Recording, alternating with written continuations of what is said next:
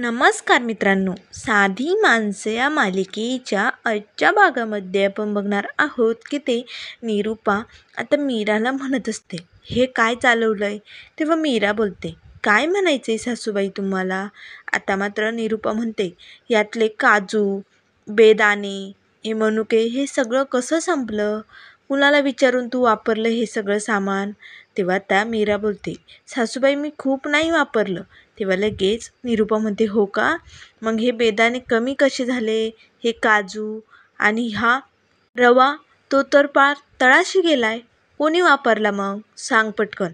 तेव्हा त्या मीरा म्हणू लागते, सासूबाई हे बाहेर जाणार होते ना, म्हणून मी ना चिवडा, लाडू आणि शंकरपाळे केलेत. आता मात्र निरूपा भडकते आणि म्हणते, पनोती घराबाहेर जाणार म्हणून तू एवढं सगळं केलं? एवढा आनंद झाला तुला तो पनोती जाणार आहे म्हणून? इथे काय दिवाळी आहे का काय? का तुझ्या घरी कधी खायला भेटत नाही म्हणून इथे पोट भरून घेते?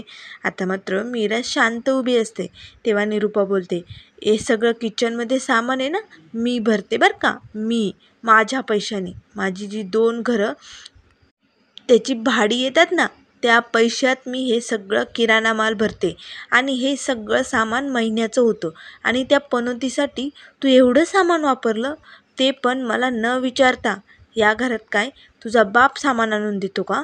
आता मात्र मीरा गप्प उभी असते. तेव्हा लगेच निरूपा म्हणते, इथून पुढे मला विचारल्याशिवाय कुठल्याही सामानाला हात लावायचा नाही, सांगून ठेवते. हे किचन माझं आहे. या किचनचा कोपरा आणि कोपरा माझा आहे. त्यामुळे मला न विचारता यातल्या कुठल्याही वस्तूला हात लावायचा नाही. तेव्हा लगेच मीरा बोलते, हो सासूबाई. आता मात्र निरूपा तिच्याकडे खूपच रागाने बघते. तेव्हा लगेच आता मीरा म्हणते, ठीक आहे बाईसाहेब, मी तुम्ही म्हणताल तसंच करेल. तेव्हा लगेच निरूपा म्हणते, हो, इथून पुढे लक्षात ठेव, जर कुठल्या सामानाला हात लावला तर बघ. असे म्हणून आता लगेच निरूपा एक पेन घेऊन येते. तर इकडे आता सत्याच्या मित्राने चंद्याने आता सत्याची त्या विजयबरोबर भेट करून दिलेली असते. आता मात्र विजय सत्याला सांगू लागतो, गाडी चालवताना दारू प्यायची नाही आणि भांडण वगैरे तर बिलकुल करायचं नाही. तेव्हा सत्या बोलतो, अरे भावा काळजी करू नको, मी तुला खात्रीशीर सांगतोय, मला पण कामाची गरज आहे. नाही पिणार दारू आणि मारामारी तर बिलकुलच करणार नाही. तेव्हा लगेच विजय म्हणतो, ठीक आहे, मग ही घे चावी. आता सत्या लगेच गाडीची चावी हातात घेतो. त्याच वेळेस आता ते डायरेक्टर व त्याचे काही 2 माणसं तिथे आलेली असतात. आता मात्र लगेच सत्या म्हणतो, नमस्कार साहेब. त्याच वेळेस त्याच्या हाताखालची जी माणसं असतात ती बोलतात, अरे नमस्कार काय करतो, गुड मॉर्निंग म्हण सरांना. तेव्हा त्या लगेच सत्या म्हणतो, गुड मॉर्निंग सर. पण मात्र तो डायरेक्टर खूपच फुगीर माणूस असतो. तो लगेच सत्याला बोलतो, कुठून कुठून येतात, आवर पटकन, गाडी पुसून काढ. आता मात्र सत्याला खूप राग येतो, पण त्याला मेहनतीची पैशाची गरज असते, त्यामुळे तो गप्प बसलेला असतो. तेव्हा त्या सत्या लगेच कापड घेऊन गाडी पुसू लागतो. तेव्हा लगेच तो डायरेक्टर बोलतो, अरे सांग काम्यासारखं आता सांगितल्याप्रमाणे गाडीच पुसत राहणार आहे का? चल पटकन आवर, या बॅगा कोण ठेवेल? आता लगेच सत्या बॅग ठेवायला जाणार, तेच तो पुन्हा बोलतो, अरे आधी बॅग ठेवण्याआधी ना AC चालू कर. मी बसणार आहे ना गाडीत, मग मला गरम नाही व्हायचं का? आधी AC चालू कर. आता सत्या लगेच रागाने त्याच्याकडे बघतो आणि AC चालू करतो. त्याच्या बरोबर असणारी माणसं हसू लागतात. तेव्हा लगेच तो डायरेक्टर बोलतो, कुठून कुठून घेऊन येतात, मला ना ही असली माणसं आवडत नाही. पुन्हा अशी माणसं बोलवत जाऊ नका. आता मात्र सत्या फक्त गप्प उभा असतो. तर इकडे आता निरूपा पेन घेऊन आलेली असते. आता मात्र मीरा तिच्याकडेच बघत असते.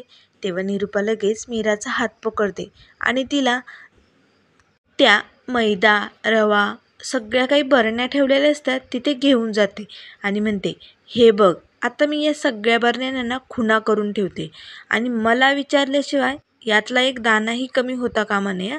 तुला तुझ्या घरी खायला भेटत नव्हतं हे मला माहिती, म्हणून त्याचा सूड इथे उगू नको, कारण हे महिनाभराचं सामान आहे, याला खूप पैसे लागतात. तुला काय माहिती ग, फुकटचं खायला लागतं सगळं, असे खूप काही बोलू लागते. आता मात्र मीराला वाईट वाटतं, पण ती गप्प असते. तर आता इकडे सत्य लगेच बॅगा डिकीत ठेवत असतो. आता मात्र लगेच तो डायरेक्टर गाडीत जाऊन बसतो. त्याच वेळेस आता ते सत्याच्या हाताखालची जी दोन माणसं त्याला हसत असतात आणि म्हणत असतात, कुठून कुठून येतात गल्लीबोळ्यातून काय माहिती. सत्याला खूप राग येतो. सत्या लगेच आपल्या दाढीला हात लावतो आणि त्यांना मारणार तेच त्याला निरूपाचे शब्द आठवतात. हा पनोती काय टिकणार आहे का कामाला? टिकूच शकत नाही. बघ उद्याच माघारी येतो की नाही. आता मात्र सत्य गप्प बसतो. त्याच वेळेस तो डायरेक्टर बोलतो, आवर पटकन, कसला टाइमपास करतोय. त्याच वेळेस इकडे त्या घरी मीरा सगळं काम आवरल्यानंतर सत्याला फोन करत असते. पण सत्या मात्र काही फोन उचलत नसतो. त्याच वेळेस सुधाकर भाऊ येतात आणि म्हणतात, काय ग मीरा, कसलं टेन्शन आलंय, का अशी उभी आहे.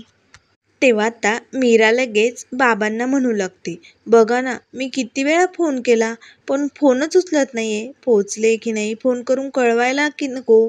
तेव्हा लगेच सुधाकर भाऊ बोलतात, अगं कामात असेल तो, थांब मी फोन लावून बघतो बरं. तेव्हा निरूपा म्हणते, काही गरज नाहीये फोन करण्याची, अहो संध्याकाळपर्यंत तुमचा पनोती घरी येणार आहे. तेव्हा सुधाकर भाऊ बोलतात, निरूपा तू जरा शांत राहशील का. तर आता लगेच सुधाकर भाऊ आपल्या फोनवरून सत्याला फोन करतात.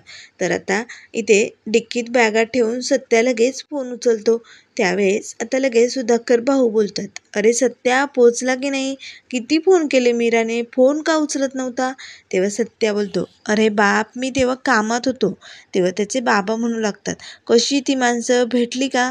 आता मात्र सत्या म्हणतो, ठीक आहे बाप, चांगली आहे ती माणसं, आता आम्ही निघणारच आहोत. तेव्हा लगेच त्याचे बाबा बोलतात, ठीक आहे चांगली गाडी चालव आणि गाडी चालवताना फोन उचलू नको, असे म्हणून आता फोन बंद करतात. आता मात्र मीरालाही खूप बरं वाटतं, कारण सत्य आता कामासाठी निघालेला असतो. तर लगेच इकडे तो डायरेक्टर सत्याला बोलतो, झालं असेल फोनवर बोलून तर निघतो का आता. मग आता सत्या गाडी घेऊन निघालेला असतो. तर इकडे आता संध्याकाळी मीरा आता स्वयंपाकाला लागलेली असते. आता मीरा वरण-भात लावत असते कुकरमध्ये. त्याच वेळेस निरूपा तिथे येते आणि म्हणते, काय करतेस तू, एवढे 2 वाट्या तांदूळ घेतले तू. तेव्हा मीरा बोलते, हो सासूबाई, ते भात लावायचं आहे ना. आता मात्र निरूपा रागाने बघू लागते. तेव्हा मीरा म्हणते, हो बाईसाहेब, ते भात लावायचं आहे ना. तेव्हा लगेच आता निरूपा बोलते, अगं हे तांदूळ जे घरात येतात ना त्याला पैसे लागतात ग बाई, आणि एवढे तांदूळ वापरते तू. तेव्हा मीरा बोलते, हो पण आपण एवढेच तांदूळ काढतो ना भात करायला. तेव्हा निरूपा म्हणते, अगं पण आता तो नाही आहे ना, तो बकासूर, त्याला जास्त खायला लागायचं ना पनोती, पण आता तो नाही आहे ना, मग त्याच्या वाट्याचा स्वयंपाक कशाला करतेस तू, का तू खाणार आहे त्याच्या वाट्याचं. खाशील ग बाई, त्याची बायको आहे ना तू, बकासूरची बायको बकासुरी, हो की नाही. एकदम छान वाटते ना, खाशील का त्याच्या वाट्याचं. तेव्हा मीरा म्हणते, नाही. तेव्हा लगेच निरूपा म्हणते, मग बघत काय उभी राहिली, तांदूळ कमी करते. आता मात्र मीरा लगेच मुठीत तांदूळ घेते आणि थोडेसे कमी करते. तेव्हा निरूपा बोलते, वा किती तांदूळ कमी केले, तू तर निम्मं राशन वाचवलं, सांगूनही ऐकत नाही का तू, अगं कमी कर अजून. तेव्हा मीरा बोलते, पण बाईसाहेब एवढे सगळे पुरणार नाही, भात आपल्याला पुरणार नाही तो. तेव्हा लगेच निरूपा बोलते, मी अख्खं आयुष्य काढलं या किचनमध्ये आणि किती भात करायचा काय करायचं हे सगळं कळतं आम्हाला, लाव तेवढाच. असे म्हणून आता मीराला कमी तांदूळ घ्यायला सांगते. आता मात्र मीरा तर तांदळाकडेच बघत असते, कारण तेवढासा भात पुरणारच नसतो. तेव्हा निरूपा बोलते, बाई एवढं पुरेल आणि जास्त भात घालून तुला काय तुझ्या घरी द्यायचं आहे की काय निम्मा स्वयंपाक इथला. तेव्हा मीरा म्हणते, नाही. मग लगेच निरूपा बोलते, मग आवर पटपट, सांगितल्याप्रमाणेच काम कर. तर आता मीरा तेवढाच तांदळाचा भात लावते. तर इथे आता सर्वजण जेवणासाठी टेबलवरती बसलेले असतात. तेव्हा लगेच सुधाकर भाऊ जेवत असतानाच लगेच रवी विचारतो, बाबा सत्यदादाचा काही फोन आला होता का, पोचला का तो. तेव्हा त्याचे बाबा बोलतात, नाही मला तर काही फोन आला नाही. तेव्हा लगेच रवी म्हणतो, मग वहिनी साहेबांना नक्की आला असेल फोन किंवा मेसेज, हो की नाही वहिनी. तेव्हा लगेच मीरा आता त्यांना जेवायला वाढत असते. तेव्हा मीरा म्हणते, नाही नाही भाऊजी, शपथ मला मेसेज वगैरे काही आलेला नाही आहे. तेव्हा लगेच रवी बोलतो, ठीक आहे ठीक आहे, एवढं सगळं करण्याची काही गरज नाही आहे, मी बघतोय ना, दर 3 मिनिटांनी फोन बघते वहिनी. हो बरं का बाबा. तेव्हा लगेच मीरा हसू लागते. त्याच वेळेस लगेच सत्याचे बाबा बोलतात, खरंच सत्यदेशला जाऊन 1च दिवस झालाय, पण खूप कमी भासते ना त्याची. त्याच्याशिवाय घर कसं सुनं सुनं वाटतंय. तेव्हा लगेच मीरा म्हणते, हो ना, एकदम शांत वाटते. तेव्हा आता लगेच रवी म्हणतो, बघा बघा, पकडलं वहिनीचं सत्य. म्हणजे सत्यादादाची कमी कुणाला तरी जास्तच भासते. आता मात्र सत्यादाचे बाबा आणि रवी दोघेही हसू लागतात. तेव्हा लगेच आता सुधाकर भाऊ म्हणतात, रवी काय चेष्टा करतोय तिची? बंद कर तिची चेष्टा करणं. आणि एकदा का तुझं लग्न झालं की मी आणि मीरा मिळून तुझ्या बायकोची खूप चेष्टा करू हा. आता मात्र निरूपाला हे सगळे हसत असताना खूपच राग येतो. तेव्हा निरूपा म्हणते, त्या पनोतीला जाऊन अजून 1 दिवस पण झाला नाही, तरी एवढं गोड गोड कौतुक चालू आहे. आणि माझा पंकज जाऊन किती दिवस झाले, साधी आठवण पण कुणाला येत नाही. तेव्हा आता सुधाकर भाऊ लगेच मीराला बोलतात, अगं मीरा, तू उभी का असे? तू बैस ना आमच्याबरोबर जेवायला, बैस बरं. तेव्हा आता निरूपा तिच्याकडे रागाने बघू लागते. तेव्हा मीरा म्हणते, नाही बाबा, मी जेवेन नंतर. तेव्हा सुधाकर भाऊ म्हणतात, अगं बैस बैस. लगेच तिचा हात पकडून तिला खुर्चीवरती बसवतात. तेव्हा लगेच रवी म्हणतो, घे वहिनी, घे जेवायला तुला. त्याच वेळेस रवी म्हणतो, आज स्वयंपाक कमी बनवलाय का? भात किती थोडासा दिसतोय. तेव्हा आता मीरा आपल्या ताटात भात घेत असतानाच निरूपा रागाने तिच्याकडे बघू लागते. तेव्हा लगेच आता निरूपा म्हणते, नाही रे रव्या, तुला घ्यायचं आहे का भात? घे, अजून आतमध्ये आहे, घे, तुला लागेल तेवढा घे बरं का. आता मात्र मीरा आपल्या ताटात थोडंसं जेवण घेते. तर सुधाकर भाऊ म्हणतात, खरंच आहे ना भात आतमध्ये? तेव्हा लगेच निरूपा म्हणते, हो हो. तेवढ्यात तिचा फोन वाजू लागतो, ती आतमध्ये जाते. तेव्हा आता लगेच सुधाकर भाऊ मीराला म्हणतात, मीरा, मला माहिती आहे निरूपाचं बोलणं तुझ्या मनाला लागत असेल ना, पण तिच्या मनात तसं काय बी नसतं. ती बोलते ना तशी नाही आहे गं, तुला तिला सांभाळून घ्यावं लागेल. तेव्हा मीरा म्हणते, हो बाबा, घेईन मी सांभाळून. तेव्हा लगेच सुधाकर भाऊ बोलतात, आजी एकदम बरोबर म्हणत होती, मीरा हे घर आणि तिची सासू एकदम व्यवस्थित सांभाळेल, त्यामुळे थोडंसं ॲडजस्ट करून घे बरं का. तेव्हा मीरा म्हणते, ठीक आहे. तेव्हा सुधाकर भाऊ म्हणतात, चल मग पोटभर जेवण करून घे, आमच्या घरात कोणी उपाशी राहत नाही बरं का. आता मात्र मीरा त्या ताटाकडेच बघत असते. तर त्यानंतर मित्रांनो, पुढील भागामध्ये आपल्याला बघायला मिळेल, इथे आता सत्याने आपली टोपी त्याच्या दुसऱ्याच मित्राला दिलेली असते. तर इकडे मीरा आता भाजीपाला घेण्यासाठी बाहेर आलेली असते. तर आता दादांची टोपी घालून हिंडणारा तो सत्याचा मित्र आता मीराला दिसतो. तेव्हा मीरा बोलते, दादांची टोपी? आणि मी तर ही टोपी यांना दिली होती ना, मग ही इकडे कशी आली? आता लगेच मीरा त्या सत्याच्या मित्राचा पाठलाग करू लागते. तर आता इकडे तो एका अड्ड्यावरती आलेला असतो. तर आता त्याच्या पाठोपाठ मीराही आतमध्ये येते. आतमध्ये येताच मीरा बघते तर तिला धक्काच बसतो, कारण सत्या तिथे आपल्या मित्रांबरोबर जुगार, खूप काही दारू पित असतो. आता मात्र मीराला खूपच राग येतो.